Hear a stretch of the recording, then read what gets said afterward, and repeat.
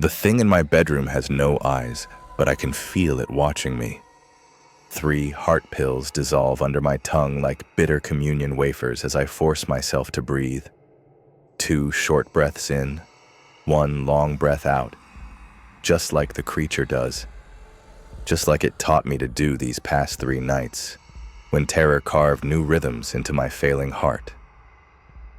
At 56, I thought I knew what fear was. I was wrong. The first time I saw it crouched against my bedroom wall, limbs bent at angles that would snap human bones, I told myself grief was playing tricks on my mind.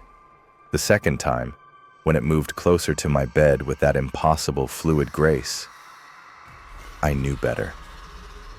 Now, on the 3rd night, as I watch its pale form materialize from the shadows like something born from bleached bone and bad dreams, I understand the truth that's been scratching at the edges of my consciousness.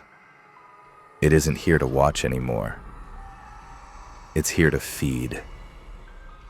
The creature's mouth hangs open in what might be anticipation, revealing rows of needle-sharp teeth that catch the dim light from my bedside lamp. Its breathing, that wet, rhythmic gurgling that sounds like drowning in reverse, fills the silence that Linda used to break with her gentle snoring. But Linda has been dead for 3 months now, buried in the small cemetery 20 miles from our isolated home in rural Maine. And whatever followed me back from her grave tonight smells like stagnant pond water and ancient hunger. They say when you're truly afraid, your body knows before your mind does. My heart hammers against my ribs like it's trying to escape the cage of my chest, and I can taste copper pennies on my tongue. The bathroom mirror showed me a stranger tonight, a hollow-eyed man with Linda's wooden cane clutched in white-knuckled fingers, as if carved mahogany could protect against something that shouldn't exist. I should run. Every instinct screams at me to flee this house, this town, this corner of Maine where old Algonquin warnings still echo in the wind, but my legs won't obey, and my weak heart couldn't carry me far anyway. Besides, Mrs. Perkins' grandfather's journal made one thing clear in its faded ink and crude drawings. The rake doesn't hunt places. It hunts bloodlines, and I'm the last of mine in this generation. Until spring, when my daughter gives birth to the grandchild I'll never meet. The thought cuts through my paralysis like a blade. Not just because I'm about to die, but because somewhere in Boston, completely unaware of the family curse that's about to claim another victim, my pregnant daughter sleeps peacefully in her apartment. For now.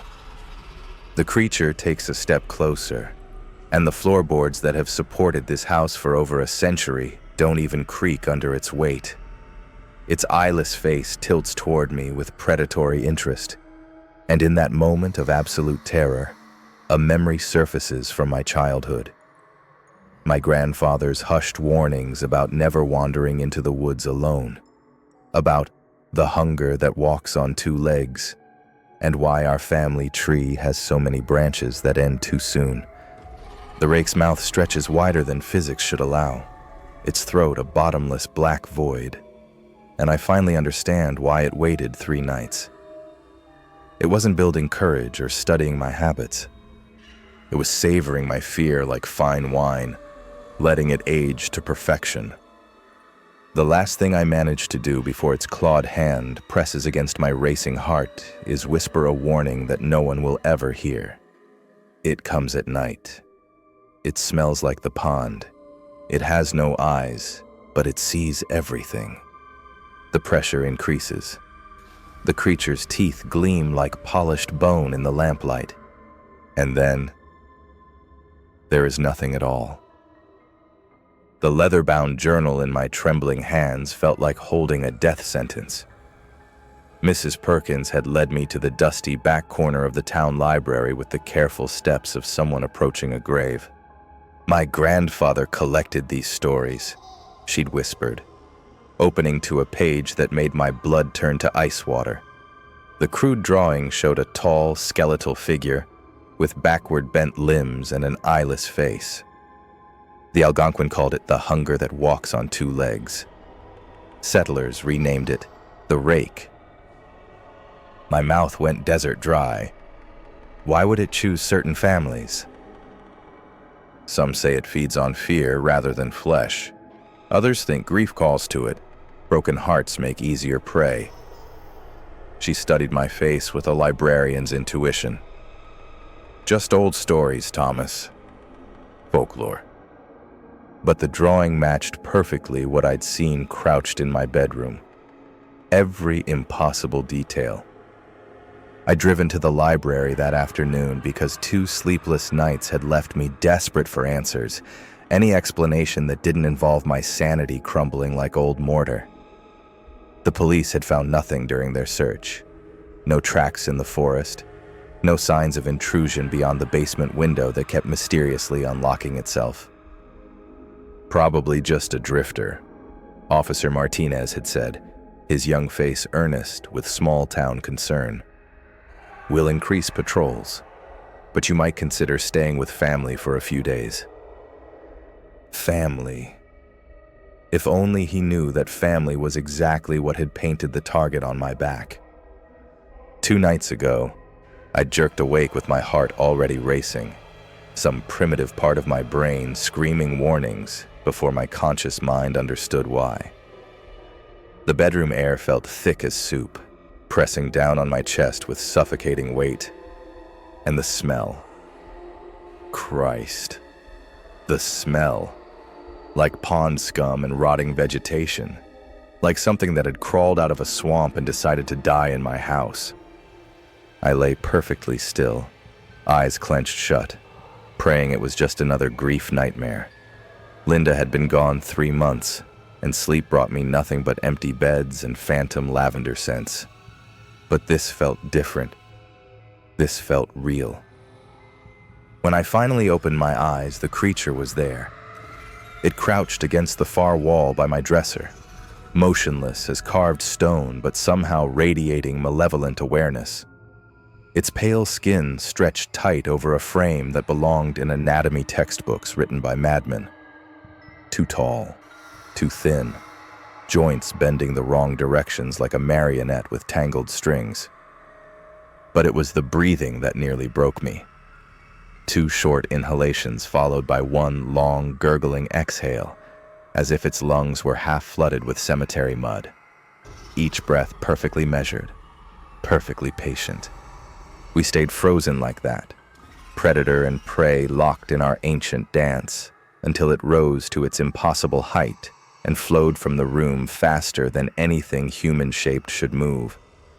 I waited until my racing pulse hit 300 beats before I dared search the house, Linda's wooden cane clutched in my white-knuckled fists. The basement window hung open like a mouth, its latch somehow turned from the outside. Last night it came closer. Same crushing atmosphere. Same swamp rot stench. But this time when I opened my eyes, the thing stood barely 3 feet from my bed. Close enough to see the translucent patches in its skin where shadow organs pulsed with alien rhythms. Close enough to hear its teeth grinding together like millstones, producing a sound that made my bones ache. It knew I was awake. I felt its attention crawling across my skin like cold fingers, examining me with the focused intensity of a surgeon choosing where to cut. The eyeless sockets where its face should have been somehow conveyed more malicious intelligence than any human gaze ever could. Again, it left without touching me. Again, I found the basement window unlocked despite my obsessive checking. But this time, something had changed. This time, I understood it was studying me, learning my rhythms, my fears, my weaknesses, building towards something. Tonight was that something. This afternoon, before my desperate trip to the library, I visited Linda's grave in the small cemetery where autumn leaves crunched under my feet like old bones. I told her everything, speaking aloud to the simple granite headstone that marked 32 years of marriage reduced to 2 dates, and beloved wife. "I'm not ready to join you yet," I whispered, touching the cold stone. "But I don't know how to fight this thing, Lynn.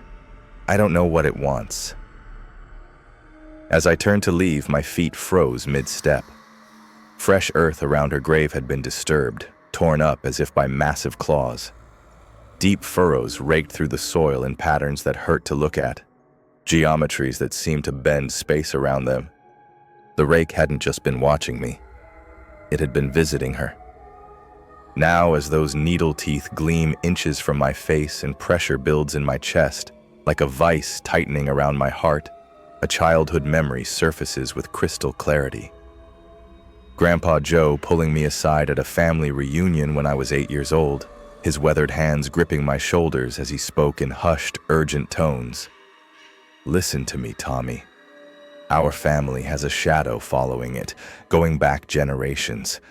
It takes one from each line, always the last of their generation. Your great-uncle Samuel, your cousin Marcus, my brother David, all found dead of heart attacks in their beds, but their faces." He'd shuddered. "Never go into the woods alone at night. Never trust silence that feels too heavy. And if you ever see something pale moving in the darkness, something with no eyes but perfect sight, you run, and you don't look back." I'd thought he was just trying to scare me away from midnight adventures. Now I understand he was trying to save my life. The rake's clawed hand presses against my chest, directly over my hammering heart, and I realize this is how it feeds. Not through violence, but through triggering the natural failures of human flesh. A heart attack would look perfectly natural in a man my age with my medical history. No one would question it. No one would warn my daughter in Boston, heavy with the child who will carry our bloodline into the next generation. My nitroglycerin tablets sit on the nightstand just inches away, but they might as well be on the moon. The crushing pressure in my chest builds with each of the creature's measured breaths, and I can taste blood in my mouth now, copper pennies and terror. The rake's jaw unhinges like a snake's, opening wider than any earthly mouth should, revealing a throat that seems to swallow light itself. Its breath washes over me with the stench of centuries-old decay, and I understand that I'm looking into a hunger that has stalked my family since before this continent was mapped. In my final moments, as darkness creeps in from the edges of my vision, I think of my daughter Sarah sleeping peacefully in Boston, her hand resting on the swell of her belly where my grandchild grows. I try to form a warning with my last breath, some message that might reach her before it's too late. But all that emerges is a whisper too quiet for anyone to hear. It comes at night. It smells like the pond. It has no eyes, but it sees everything. Tell Sarah. Tell her to run. The pressure in my chest explodes like a dam bursting. The rake's teeth descend toward my face, and I close my eyes, whispering Linda's name as my heart finally surrenders. The last thing I hear before the darkness takes me is the creature's satisfied sigh. 2 short breaths in, 1 long breath out, and the wet sound of it moving toward my bedroom window, toward the road that leads to Boston, towards Sarah.